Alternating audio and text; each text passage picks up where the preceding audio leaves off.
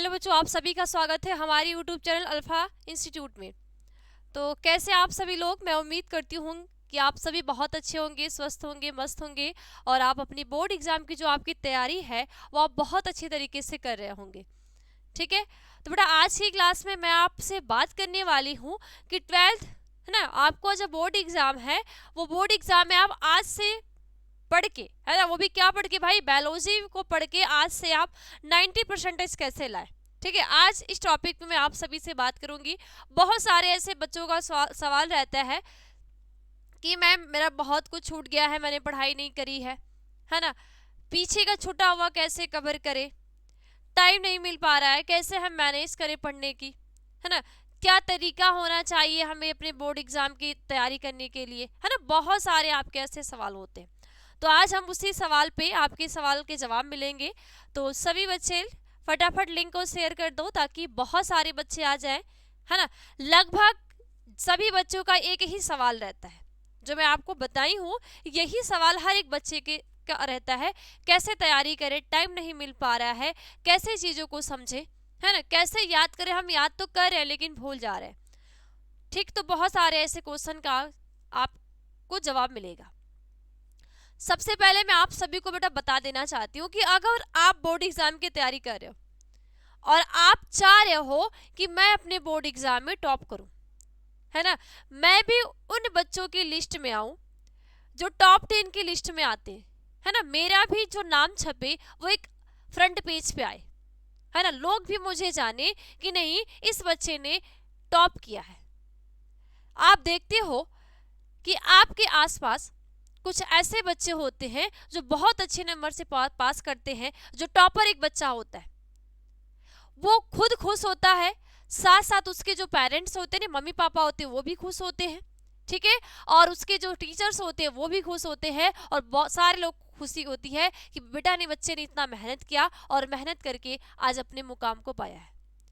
देखो, मैं हमेशा बोलती हूँ बेटा आपको बोर्ड एग्जाम देने का मौका एक है, ये नहीं कि आप बोर्ड एग्जाम दोबारा नहीं दे सकते, लेकिन जितनी आप लगन से, है ना, जितनी आप निष्ठा से, आप अगर 12th में हो, 11th पास करके आप 12th में आए हो और आपको 2024 का बोर्ड एग्जाम देना है, जितना आपके अंदर इच्छा है, जो आपके अंदर खुशी है, अगर वही आपको 2025 में वापस से देना पड़ेगा तो ना वो आपके पास जुनून होगा, ना वो आपके पास इच्छा होगी, ना कुछ होगा। क्योंकि हर एक बच्चा चाहता है कि हम आगे बढ़े, ना कि पीछे बढ़े। और ये ऐसा हमारा 12th एग्जाम होता है बेटा, ये हमारा बोर्ड एग्जाम एक ऐसा एग्जाम है कि आप किसी भी फील्ड में जाओगे, है ना, कहीं भी जाओगे, आपके ये हाई स्कूल की मार्कशीट होगी और 12th का जो रिजल्ट होगा ये बड़े ही मायने रखते हैं। तो जब ये हमेशा हमें लाभ देगा, है ना, हमें हमेशा काम करेगा, तो क्यों ना हम इतनी मेहनत कर दे कि हमारा रिजल्ट क्या हो जाए, बहुत अच्छा आ जाए। ठीक है, बात समझ में आ गई। अब सबसे पहले बच्चों का एक सवाल होता है, सवाल क्या होता है, पहला सवाल क्या होता है, मैम मेरा सिलेबस जो है, मेरी जो तैयारी हम कैसे करें, मेरा तो पीछे छूट गया, हम पीछे वाला कैसे कवर करें। बहुत सारे ऐसे आपके सवाल होते हैं। तो सबसे पहले मैं एक ही बात आपसे बोलूंगी कि आप क्या करो, पहले अपने सिलेबस को पूरा करो।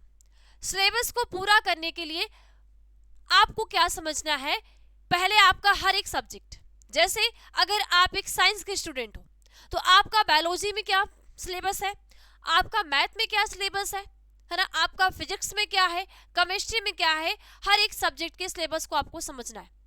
तो सिलेबस को समझो, सिलेबस को जानो और सबसे पहले अपने सिलेबस को कंप्लीट करो, है ना। पहला सवाल, पहला ये है कि जब आप सिलेबस को कंप्लीट करोगे, आपका अगर अच्छी तरीके से सिलेबस कंप्लीट हो जाएगा तो दूसरा क्या होगा, PYQ यानी प्रीवियस ईयर क्वेश्चन एक भी ना छोड़े। जितने भी आपके प्रीवियस ईयर क्वेश्चन है, मत आप 5 साल का करो, आप 5 ईयर का तो ट्राई करो, नहीं कर रहे हो आप 3 ईयर का जरूर करो। 3 साल की जो प्रीवियस ईयर क्वेश्चन है, यानी कि 2023 में पूछा गया, ठीक है, 2022 में पूछा गया और 2021 में पूछा गया, नहीं आप करते हो, अगर आप 19 से करते हो ना, 19 हो गया, 20 हो गया, 21, 22, 23 करते हो, तो ये 5 साल के प्रीवियस ईयर क्वेश्चन बहुत महत्व रखते हैं। ठीक, अब यहाँ पे बच्चे गलती क्या करते हैं, कुछ बच्चे ये कहते हैं मैं तो प्रीवियस ईयर क्वेश्चन तैयार करता हूँ, वो गलती कहाँ करते हैं? गलती वो ये करते हैं कि प्रीवियस ईयर क्वेश्चन तो सॉल्व करते हैं, लेकिन वो क्या करते हैं, सारे क्वेश्चन पे ना ध्यान देके वो कुछ कुछ क्वेश्चन को ही सॉल्व करते हैं। उनको लगता है कि ये क्वेश्चन हम तैयार कर लेंगे तो हमारा हो जाएगा। तो ऐसा नहीं है बेटा। अगर 1 नंबर का क्वेश्चन है तो इस एक नंबर को भी मत छोड़ो, ठीक। तो जितने भी आपके 5 साल के अंदर, मैं पहले बोलूंगी 5 साल नहीं हो रहा है 3 साल, 5 साल के जितने भी प्रीवियस ईयर क्वेश्चन है वो आप उसको सॉल्व करो, ठीक। क्योंकि अब आपके पास टाइम नहीं रह गया। सिलेबस पूरा करने का जो आपका टाइम होना चाहिए, है ना। देखो मैं आपको टाइम का बाउंडेशन नहीं दूंगी, क्योंकि बहुत जगह आपको ये भी मिलता है भाई कि तुम टाइम टेबल आपको मिलेगा। बहुत सारे ऐसे टीचर्स भी होंगे जो आपको ये बताएंगे बेटा आप सुबह उठना तो 6 से 6:30 ये करना है ना, 4 से 5 ये करना, ठीक है, फिर उसके बाद स्कूल जाना, फिर ये करना वो करना। आप कभी नहीं कर सकते, मैं गारंटी दे रही हूँ बेटा, आप कभी नहीं कर सकते। आप सोचो कि जब आपके उठने का तरीका, जब आप सोते हो, आप सभी बच्चे पढ़ रहे हो, तो क्या सारे बच्चे का सोने का टाइम सेम है? क्या सभी बच्चे का सोने का टाइम, उठने का जो टाइम है वो सेम है? नहीं है। तो जब आपके हर एक कार्य सेम नहीं है तो आप कैसे कर पाओगे? नहीं कर सकते। तो सबसे पहले आप सिलेबस को पूरा करो। सिलेबस को थोड़ा सा आप टारगेट रखो कि आपका जो है ये जो पूरा अक्टूबर है, ये जो पूरा अक्टूबर का मंथ है, उस पूरे अक्टूबर तक का जितना भी आपका छूटा हुआ है, जो भी आपके चैप्टर छूटे हुए 1 2 3 4 5 जितने भी चैप्टर आपके छूटे हुए हैं, आप उस चैप्टर को कंप्लीट करो। कंप्लीट करने के बाद उसके बाद आप प्रीवियस ईयर क्वेश्चन देखो। सिलेबस आपका कंप्लीट है तो प्रीवियस ईयर क्वेश्चन आपको सॉल्व करने में एकदम आसानी होगी। अगर कोई भी क्वेश्चन होगा तो इधर आपको परेशानी नहीं होगी, अरे यार मैं ये क्वेश्चन आ गया, इसका तो मेरे पास नोट्स ही नहीं है, मैं कहाँ से इसको सॉल्व करूं। तो सिलेबस कंप्लीट है आपका, प्रॉपर आपके पास एक नोट्स है, तो आप इसको बहुत अच्छी तरीके से कर पाओगे।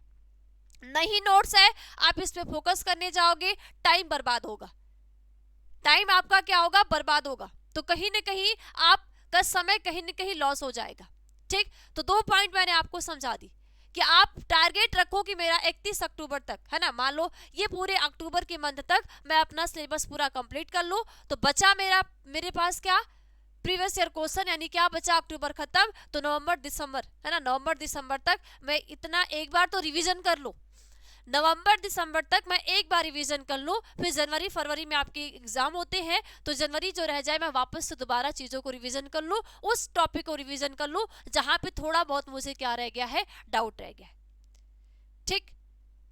देखो आप पूरे साल क्या पढ़ते हो, आप कितना पढ़ के अच्छा करते हो, लेकिन रिजल्ट आपका वो देता है जो आप बोर्ड एग्जाम में करके आते हो। तो अगर आपका पूरा साल आपने पढ़ाई की, लेकिन कहीं ना कहीं कोई ऐसे टॉपिक है जिसमें आपका डाउट रह गया और बाई चांस वो क्वेश्चन आपके एग्जाम में आ गया, तो अब आप डाउट की तरह ही लिख के आओगे, तो आपको एग्जामिनर फुल नंबर नहीं देगा। तो कोशिश करो सिलेबस पूरा कंप्लीट करो। सिलेबस कंप्लीट रहेगा तो प्रीवियस ईयर क्वेश्चन जब आप करोगे तो आपको बिल्कुल आसानी होगी, इधर उधर आपको परेशान होने की जरूरत नहीं होगी कि इस क्वेश्चन का आंसर हमें कहाँ मिलेगा। आपके पास एक प्रॉपर नोट्स होगा और आप अपने नोट से 1 बार 2 बार 3 बार 4 बार प्रैक्टिस कर लेंगे। समझ में आ गई? इसके बाद आपको क्या करने बेटा, इसके बाद सबसे जरूरी बात होती है बेटा डिस्ट्रैक्शन से दूरी, है ना, डिस्ट्रैक्शन से बचे। अब ये डिस्ट्रैक्शन का देखो मतलब क्या होता है, डिस्ट्रैक्शन का जो ये मतलब क्या होता है बेटा, पहले ये समझो। यहाँ पे आपके बहुत सारे मतलब होते हैं। देखो आप क्या करते हो आज के टाइम में, आज के टाइम बेटा ऑनलाइन आप क्लासेस क्या कर रहे हो, ऑनलाइन पढ़ रहे हो, यूट्यूब से पढ़ रहे हो, है ना, किसी भी ऐप के माध्यम से आप पढ़ रहे हो, ठीक। तो आप जब पढ़ रहे हो, ठीक है, जब आप पढ़ रहे हो तब आप फोन का यूज करो, ठीक है, जब आप पढ़ रहे हो तब तक आप फोन का यूज करो, ठीक, जब तक आपकी क्लासेस चल रही है ना, ऑनलाइन आपकी जब क्लासेस चल रही है तो आप फोन का यूज करो। उसके बाद जब आपको खुद से रिवीजन करने हैं, है ना, देखो मैं क्या बोलती हूँ, आपको लाख टीचर पढ़ा दे, आपको बहुत अच्छे तरीके से पढ़ा दे, लेकिन अगर आप वही टॉपिक खुद से रिवीजन नहीं करेंगे तो आपका पढ़ा हुआ बेकार है, आप वो समझ ही नहीं पाएंगे। अक्सर बच्चों का डाउट क्यों रह जाता है, बच्चों का डाउट रहने का रीजन ये होता है कि बहुत सारे ऐसे बच्चे होते हैं, वो क्लास में तो पढ़ लेते हैं, है ना, टीचर जो पढ़ाया वो पढ़ लेते हैं और उनको बहुत अच्छी तरीके से समझ में भी आ जाता है, लेकिन वो चीज वो भूल जाते हैं। और ये सवाल आपका बहुत ज्यादा आता है कि मैम मैं तो पढ़ता हूँ, क्लास में मेरे को समझ में आ जाता है, कोई दिक्कत नहीं है, लेकिन मैं उसको भूल जाता हूँ। तो भूलने का रीजन ये है कि आपने उसको खुद से प्रैक्टिस नहीं की। अगर वही चीज जो आप क्लास में पढ़े हो और वही चीज आप थोड़े से समय में अगर एक बार प्रैक्टिस कर लेते हो तो वो चीजें आपको भूलती नहीं है। ठीक है, ये हो गया। इसके बाद होता है भाई देखो फ्रेंड्स का। मैं हमेशा बोलती हूँ फ्रेंड्स, कुछ ऐसे फ्रेंड्स होते हैं आपको जो आपके लाइफ में बहुत ज्यादा सफलता में, आपकी सफलता में बहुत ज्यादा उनका हाथ होता है, और कुछ ऐसे फ्रेंड्स होते हैं कि आपके असफलता में भी उनके बहुत ज्यादा हाथ होता है। तो आप दोस्ती करो, है ना, दोस्ती करो, यारी करो, मौज मस्तियां करो, सब करो, कोई रोक नहीं है भाई। देखो ये जिंदगी है, आपको यही देखो यही एक समय होता है जिसमें आपको एंजॉय भी करना है ना, आपको पढ़ना भी लिखना है और आपको कुछ बनना भी है। अगर आप थोड़े से बड़े एज में जाओगे तो ये आपका ये देखो ये बचपना है ना, फिर वापस से बचपना नहीं आएगा, वापस से बचपना नहीं आएगा। तो अगर आपको मैं बोलूँगी बेटा तुम फ्रेंड से दूर रहो, है ना, तुम दोस्ती मत करो, तो वो आप नहीं कर पाओगे, नहीं कर पाओगे, गारंटी दे रही हूँ नहीं कर पाओगे। तो वो आप करो, है ना। अगर मैं आपसे बोलूं बेटा तुम फोन मत चलाओ, तुम नहीं मान सकते, करोगे, क्योंकि ये एक ऐसा आज का समय आ गया, आज का एक दौर आ गया सोशल मीडिया का, आप नहीं बच सकते। उसके लिए सिर्फ आपको ध्यान क्या देने हैं कि भाई जब मेरी पढ़ाई चल रही है मैं पढ़ूंगा, ठीक है। तो ये आप डिसाइड करो भाई कि मैं पढ़ने के टाइम पे कोई भी फोन नहीं टच करूंगा। फोन के समय में एक दिन में, पूरे एक दिन में कुछ भी आपको देखना हो, है ना, जैसे शॉर्ट वीडियो देखना है, कुछ भी आपको देखना जो आपकी इच्छा है, तो उसके लिए अगर आप समय देना चाहते हो तो 1 घंटा दे दो, है ना, फ्रेश होने के लिए। भाई फ्रेश होने के लिए आप सोचो कि आप दिन भर पढ़ते रहो पढ़ते रहो पढ़ते रहो तो आप उब जाओगे। तो 20 में पूरे 24 घंटे में आप 1 घंटे दे सकते हो मेरे हिसाब से। अगर मैं कहूँ कि बेटा तुम मत चलाओ, तुम नहीं मान सकते, तुम कंट्रोल ही नहीं कर सकते, ठीक है, तुमको वो चाहिए, तो इसलिए ये कर लो। उसके बाद कुछ बच्चों का होता है कि मैम मैं तो स्कूल जाता हूँ, है ना, मैं ऑफलाइन कोचिंग जाता हूँ, मैं स्कूल जाता हूँ। तो आप कोचिंग भी जाओ, स्कूल भी जाओ, मैं नहीं रोक रही हूँ, लेकिन अगर जब आप स्कूल में जा रहे हो, ठीक है, जब आप बेटा स्कूल में जा रहे हो तो ये देखो कि आपकी क्लासेस चल रहे हैं, आपके क्लासेस चल रहे हैं, आपके टीचर्स आपको पढ़ा रहे हैं, तो आप पढ़िए। बाकी स्कूल में एक ऐसा है भाई, कोई बच्चा ऐसा नहीं कह सकता कि मेरी जो क्लासेस हमेशा चलती है बीच में खाली नहीं होता। तो आप वहां पे गलती क्या करते हो, आपका स्कूल देखो स्कूल टाइम लंबा टाइम होता है, आप गलती क्या करते हो, जब आपकी क्लासेस चलती है आप पढ़ते हो, बाकी जो बीच में आपकी क्लासेस खाली रहती है ना, फ्री रहते हैं, तो आप दोस्तों के साथ मौज मस्तियां करते हो। तो वहां पे आपको ये क्या करना चाहिए कि जो आपके स्कूल में आपको खाली टाइम मिल रहा है, आपकी जो क्लास है वो खाली जा रही है, टीचर्स नहीं आया है, या आपके 1-2 क्लासेस गैप के बाद आपकी क्लासेस चलती है, तो उस बचे हुए समय में देखो हर एक स्कूल का लगभग या तो आपका 45 मिनट का या तो 1 घंटे का एक क्लास होता है, कम से कम, बहुत कम रहेगा तो 40 मिनट का। मान लो अगर आपने, ठीक है, आपके 2 क्लास खाली है, तो आप सोचो 2 घंटे, 1.5 से 2 घंटे आपने गवा दिया। अगर वही 1.5 से 2 घंटे आपका जो छुटा हुआ है ना, जो टॉपिक आपको नहीं समझ में आ रही है, अगर आप वो पढ़ लेते हो तो बहुत अच्छी तरीके से आपका क्लियर हो जाएगा, ठीक है। अगली बात क्या है बेटा, लिख लिख कर अभ्यास करें। कुछ बच्चे का पढ़ने का तरीका मैं बता रही हूँ। कुछ बच्चे पढ़ते हैं ना, उनके अंदर होता है भाई मैं पढ़ूँ, बहुत लंबे टाइम तक पढ़ूँ, जैसे सब पढ़ते हैं मैं भी पढ़ूँ। तो वो गलती कहाँ करते हैं, वो बैठ के नहीं पढ़ते, वो सो के पढ़ते हैं। ऐसे उन्होंने कॉपी उठाया और ऐसे लेट गए। भाई तुम लेट सो के पढ़ोगे, तुमको नींद आनी ही आनी है। तो जब भी कोशिश करो बैठ के पढ़ो। बैठ के पढ़ने के साथ साथ अपने पास पानी का जो बॉटल हो उसको जरूर रखो। क्यों कि अगर आपको नींद लगे भाई तो पानी, देखो अगर तो आपको ये करके देखना, अगर आप पढ़ रहे हो ना, अब आपको नींद लग रही है, अगर आप पानी पी लेते हो आपकी नींद टूट जाएगी। नहीं टूट रही है, आप फेस को धो लेते हो, है ना, पानी से अपने आंख और फेस को धो लेते हो, नींद टूट जाएगी। नहीं टूट रही है तो 4 कदम टहल लो, है ना, 1-2 मिनट क्या कर लो, टहल लो, टहल लोगे ऑटोमेटिक आपकी नींद क्या हो जाएगी, टूट जाएगी, फिर वापस से आप पढ़ना स्टार्ट कर देंगे, ठीक। तो लिख लिख कर अभ्यास करें। एक बार कोई भी टॉपिक है, 1 बार 2 बार 3 बार 4 बार 5 बार, जब तक वो आपको समझ में ना आ जाए तब तक आप लिख के प्रैक्टिस करो। कि मुझे ये करना है। मानो आपके क्लास में आपने बहुत सारे टॉपिक पढ़ ली है ना, स्कूल गए आप पढ़ लिए, आपने ऑनलाइन क्लासेस की आपने पढ़ लिया, आपने ऑफलाइन कोचिंग की आपने पढ़ लिया, तो वही जो टॉपिक आप रिवीजन करते हो, तो कुछ बच्चे ऐसे देखो, पढ़ने का अलग अलग तरीका होता है। कुछ बच्चे रिवीजन तो करते हैं लेकिन वो लिख के नहीं करते, जो पढ़ाया हुआ है जो नोट्स है उसको एक दो बार पढ़ लेंगे, हाँ रिवीजन हो, ये रिवीजन नहीं होता। रिवीजन का मतलब है भाई कि तुम खुद से, टीचर्स ने जो आपको पढ़ाया है, क्लास में जो आपको समझाया है, अब आपका काम है कि वही चीज आपने क्या समझा है, कितने अच्छे से समझे आप, उसी को आप अपने कॉपी में नोट डाउन करें। आप लिख लिख के प्रैक्टिस करें। लिख लिख के प्रैक्टिस करेंगे तो आपका लिखने की हैबिट अच्छी बनेगी, और लिखने के साथ साथ आपका जो याद करने की क्षमता है ना, आप लिख लेते हो तो आपको जल्दी उन चीजों को आप नहीं भूलते। ये करके आप देखना, ठीक, समझ में आ गई? तो ये सारी आपकी तैयारी है। इसके साथ साथ बेटा आपने क्या करने हैं, अगर आप सच में, है ना, कुछ बच्चे ऐसे होते हैं बोलते हैं मुझे टॉपर बनना है, मैं भी टॉपर की लिस्ट में आना चाहता हूँ, तो कुछ बच्चे क्या करते हैं भाई, सपना तो देखते हैं, है ना, वो सपना देखते हैं लेकिन वो करते नहीं है। तो अगर आप सच में टॉपर बनने का सपना देख रहे हैं, आप चाहते हो कि नहीं मुझे भी टॉप 10 की लिस्ट में आना है, मुझे भी उस फ्रंट पेज पे आना है, ठीक, तो आपको एकदम तैयारी में लग जाना है, मेहनत से लग जाना है। क्या करना है बेटा, आपको वन शॉट देखना है। देखो आप वन शॉट देखोगे तो अगर एक चैप्टर के आपके पूरे भी जो सिलेबस है, एक चैप्टर वाइज आप वन शॉट देखो। वन शॉट देखने के साथ साथ बेटा इंपॉर्टेंट क्वेश्चन करो, ठीक है, इसके बाद पीवाई के यानी प्रीवियस ईयर क्वेश्चन करो, रिवीजन करो, और सबसे बड़ी ध्यान आपको क्या देने, अपने राइटिंग पे देने। कुछ बच्चे ऐसे होते हैं जो पढ़ने में बहुत अच्छे होते हैं, उनको सारी चीजें आती है लेकिन उनकी राइटिंग अच्छी नहीं होती, है ना, या कुछ ऐसे होते हैं पता सब है लिखने लिखने का तरीका नहीं पता है, उनको आंसर कैसे लिखना है अपने बोर्ड एग्जाम में, वो कहीं ना कहीं कुछ ना कुछ गलतियां कर देते।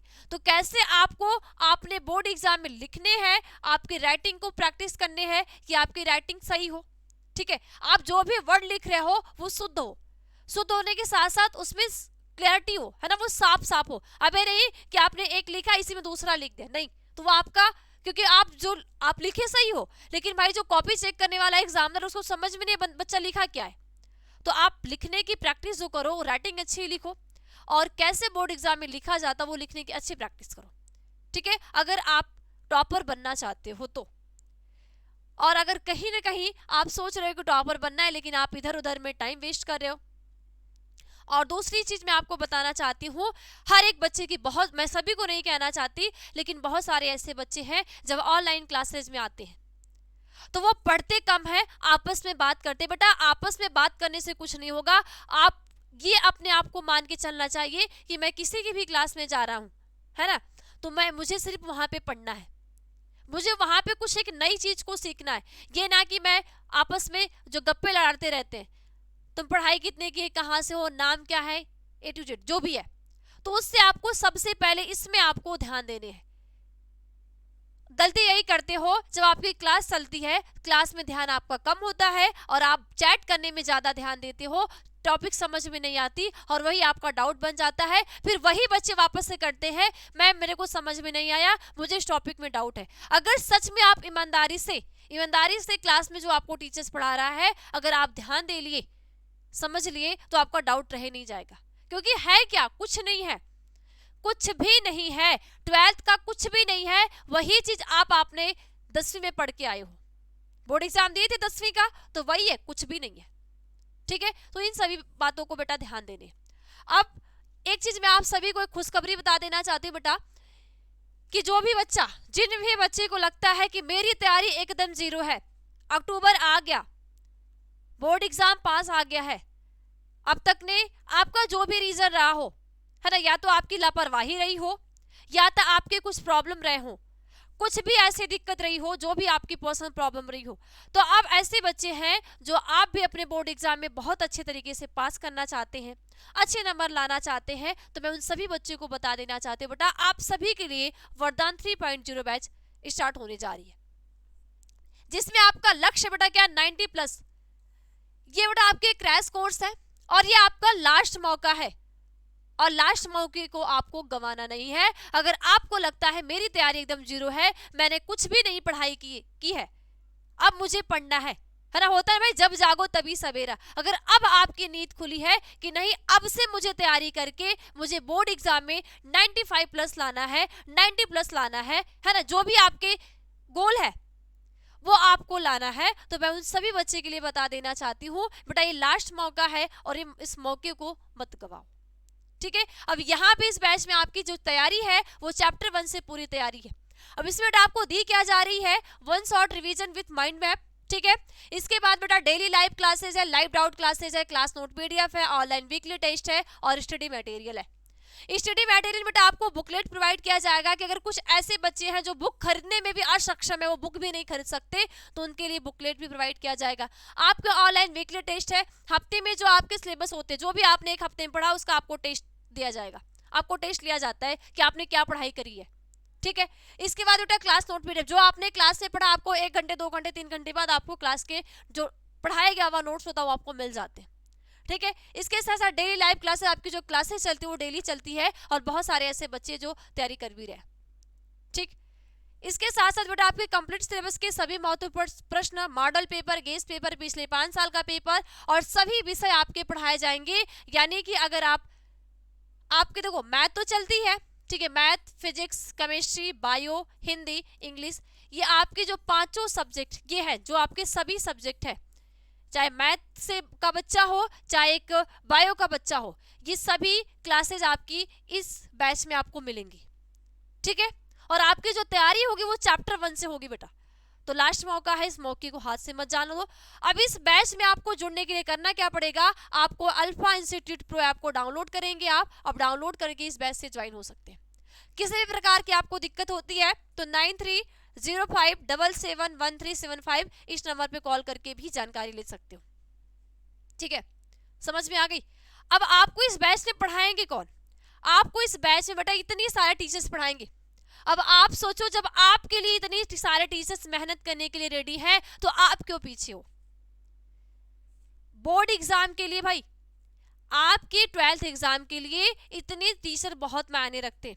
अगर आप ऑफलाइन कोचिंग में जाओगे आपको 3 से 4 से 5 टीचर मिल जाएंगे, अगर आप इसी किसी और जगह जाओगे तो आपको इतने सारे टीचर्स नहीं मिलेंगे।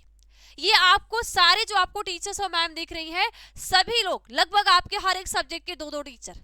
बताओ ऐसा मौका आपको कहाँ मिलेगा। तो ये बेहतरीन मौका है बेटा, इस मौके को हाथ से मत जान दो। अगर आप भी चाहते हो कि नहीं मुझे अपने बोर्ड एग्जाम में टॉप करना है, मुझे 95 प्लस लाना है, मुझे भी 90 लाना है। ठीक है, ओके, तो ये सभी लोग मिलके आपको पढ़ाएंगे, तो आपका भी फर्ज है कि जब ये लोग मेहनत करेंगे तो मैं भी मेहनत करने के लिए रेडी हूं। भाई आपकी जो क्लासेस चलेंगी बेटा 10 घंटे लाइव चलेंगी, ध्यान देना। क्लास को ज्वाइन करने से पहले ये अपने आप को 10 घंटे देने के लिए, 10 घंटे बैठ के पढ़ने के लिए एकदम प्रिपेयर कर लेना। ठीक है, कोई भी कुताही जो कहते हैं, कोई भी लापरवाही नहीं चलनी चाहिए। उसके साथ साथ 10 घंटे आपको यहाँ पे पढ़ने हैं, कम से कम 3 से 4 घंटे आपको खुद से पढ़ने हैं। यानी कि आपको 24 आवर्स में आपको 13 से 14 घंटे अपने जब आप पढ़ाई में देंगे तब जाके आप भी उस टॉप 10 की लिस्ट में आएंगे, ताकि आपके भी जो पेरेंट्स हैं वो खुशी से झूम उठे। ठीक, तो ये आप सभी के पास एक लास्ट मौका है और आप कर सकते हो। ठीक है, समझ में आ गई बेटा। ओके, और अगर कहीं पे भी वापस से बोलूंगी, अगर कहीं पे भी कुछ ऐसे बच्चे हैं जो लापरवाही कर रहे हैं लेकिन उनको लग रहा है कि नहीं मैं तो बिल्कुल सही हूं, तो वो एक बार अपने फैमिली में जाके देख लेंगे। ठीक है, एक बार अपने फैमिली को यानी अपने पेरेंट्स को देख लेंगे कि वो किन स्थिति से हमको पढ़ा रहे हैं। ठीक है, या उस पेरेंट्स को देख लेना जो सुबह उठ के, है ना, जो सुबह तो उठते हैं और सुबह उठ के किसके लिए, हमारे लिए, आपके लिए, है ना, अपने बच्चों के लिए सुबह उठ के जाते हैं, मेहनत करते हैं। ठीक है, क्या करते हैं, मेहनत करते हैं। तो ये थोड़ा सा आप देख लेना और उनके फेस को एक बार देख लेना कि जब हमारे पेरेंट्स, हमारे मम्मी पापा हमारे लिए इतनी मेहनत कर रहे हैं। एक ऑटो चलाने वाला जो व्यक्ति होता है वो समय को नहीं देखता, रात को लेट आता है और सुबह जल्दी निकल जाता है। किसके लिए निकलता है भाई, वो अपने बच्चों के लिए निकलता है। एक जो घर वाले जो मजदूरी करते हैं, है ना, जो लिबराना काम करते, वो सुबह निकलते हैं, पूरे दिन वो क्या करते हैं अपने सर पे, है ना, अपने सर पे क्या करते भाई, मेहनत करते हैं और पाते क्या है, 300 से 350। एक मिस्त्री जो घर ईंट को जोड़ने वाला है, वो डेली का उसकी जो कमाई होती है 500 से 550, और वो पूरे दिन चाहे कड़ी धूप हो, है ना, चाहे कड़ी धूप हो, चाहे कुछ भी हो, लेकिन उसको मेहनत करनी है। ठीक है। कुछ ऐसे भी बच्चे होंगे जिनके जो पिताजी होंगे वो क्या होंगे भाई, किसान होंगे। वो अपने बच्चों के पालन पोषण के लिए वो दिन रात अपने समय कहाँ दे देते हैं, खेतों में दे देते हैं। तो किसके लिए बेटा देते हैं, हमारे लिए, आपके लिए। तो हमारा भी कर्तव्य है कि अगर हमारे पेरेंट्स हमारे लिए इतनी मेहनत कर रहे हैं, हमारे लिए, हमारे कुछ ऐसे पेरेंट्स होते हैं जो अपने इच्छाओं को मार देते हैं कि छोड़ो हमारी इच्छा जरूरी नहीं है, जरूरी हमारे बच्चे की है। तो हमारा कर्तव्य है कि जो हमारे पेरेंट्स, हमारे जो मम्मी पापा हैं, अगर वो अपनी हमारे सपने को पूरा करने के लिए अपनी इच्छाओं को कहीं न कहीं मार रहे हैं, हमारे लिए हार्ड मेहनत कर रहे हैं, तो हमारा फर्ज है कि हम उनमें साथ दें, हम भी इतने कामयाब इंसान बने कि जो उन्होंने सुख सुविधा से वंचित रहे हैं, हमारे लिए उस सुख सुविधा को हम वापस से दे सके। तो वापस से बेटा आप कब देंगे, जब आप अपने लाइफ में कामयाब होंगे, कुछ अच्छा करेंगे और कहीं ना कहीं सफलता पाएंगे तब। ठीक है, ओके। तो ये इन सारी चीजों को आपको ध्यान देने हैं, और मुझे उम्मीद है कि आप सभी मेरे बातों को समझ में भी रहे होंगे। नहीं समझ में आ रही है, एक एक बार सुबह उठ के आप सभी बच्चे अपने माँ बाप का चेहरा देख लेना। एक पिता हमारे लिए अपने घर से दूर, अपने परिवार से दूर दूर जाता है, किसके लिए, हमारे पढ़ाई के खर्च के लिए, हमारे पेट के लिए। क्या उसकी इच्छा नहीं होती कि हम अपने परिवार के साथ रहे? किसके लिए वो बाहर जाता है भाई, हमारे लिए ना, हमें पढ़ाने लिखाने के लिए ना, हमारे सपने को साकार करने के लिए। तो हमारा फर्ज है कि हम भी उनके लिए कुछ करें, और हमारा फर्ज है उनके लिए कुछ करना, कि हम मेहनत करके जो सपना हमारा है, जो भी हमारा बनने का हम सपना देख रहे हैं, वो अपने गोल को हम अचीव करें। ठीक, तो बस इसी के साथ मैं अपनी बातों को यही भी समाप्त करती हूँ, और मुझे उम्मीद होगी कि आप सभी बच्चों को मेरी बातें समझ में आई होगी। ठीक है, तो बस आज की क्लास में इतना ही। मिलते हैं अगली क्लास में एक नए टॉपिक के साथ। तब तक सभी बच्चे को बाय बाय, टेक केयर।